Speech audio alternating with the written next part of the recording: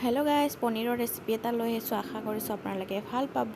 এয়া মই পনীৰখিনি ফ্ৰাই কৰি লৈছোঁ আৰু পিঁয়াজ, আদা, নহৰু, তাৰপিছত বিলাহী পেষ্ট বনাই লৈছোঁ আৰু এটা কেপচিকাম লৈছোঁ আৰু এটা ডাঙৰ চাইজৰ পিঁয়াজ, সেইখিনি ডাঙৰ ডাঙৰকৈ কাটি লৈছোঁ আৰু এইখিনি মই এতিয়া ধুনীয়াকৈ ভাজি ল'ম। তাৰপিছত এইখিনি মই লাষ্টত ব্যৱহাৰ কৰিম। এয়া ভজা হৈ গ'ল আৰু এতিয়া মই পেষ্টটো দি দিছোঁ।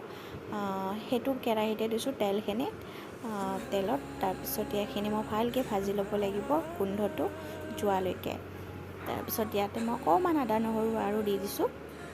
তাৰপিছত মই সোৱাদ অনুযায়ী নিমখ দিছোঁ আৰু জিৰা ধনিয়াৰ গুড়ি একেলগে আছে সেইখিনি দি দিছোঁ।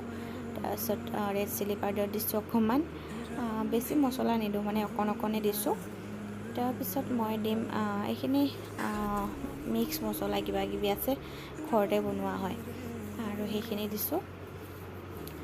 এয়া ধুনীয়াকৈ ভাজি ল'ব লাগিব। পানী অকণমান দি দিছোঁ। পানীখিনি শুকাই যোৱাৰ পিছত মই পনীৰটো ইয়াত দি দিম। সেইখিনি দেখাই আছোঁ আপোনালোকক। আৰু ইয়াতে অকণমান ইলাচি গুড়ি দিছোঁ, গোটা ইলাচিও দিব পাৰে, কিন্তু মই গুড়িটো দিছোঁ। আৰু এতিয়া মই এইখিনি পিঁয়াজ আৰু কেপচিকাম যে ভাজি থৈছিলোঁ সেইখিনি মই দি দিছোঁ। তাৰপিছত মই ইয়াতে পনীৰটো দিম।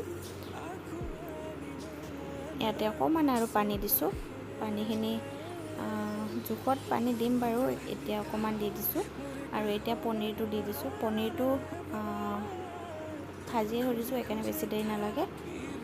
আৰু অকণমান দৈ দিছোঁ, দৈ অকণমান দিছোঁ। তাৰপিছত লাষ্টত মই বাটাৰ দিম অকণমান। এতিয়া মই অকণমান বাটাৰ দি দিছোঁ আৰু বাটাৰটো বেছিকৈ অকণমান দিব পাৰে, কিন্তু মই বহুত বেছি দিয়া নাই, এচামুচ দিছোঁ।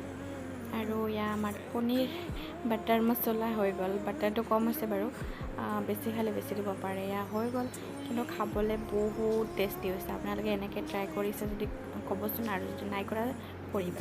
আৰু ভিডিঅ'টো চাই কেনেকুৱা লাগিলে জনাব। যদি ভাল লাগিলে লাইক শ্বেয়াৰ কমেণ্ট কৰিব আৰু চেনেলটো প্লিজ ছাবস্ক্ৰাইব কৰিব।